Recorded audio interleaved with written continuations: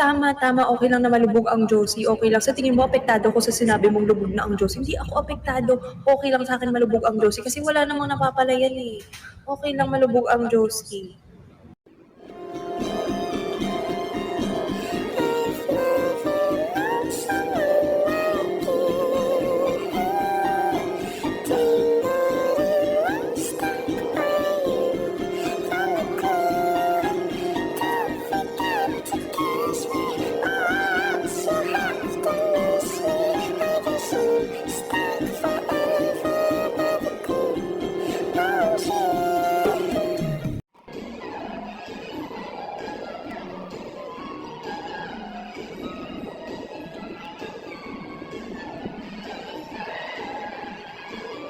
Pwede baliktarin yun po yung tanong. Sige, go. Sino ang pinaka-active sa Viber?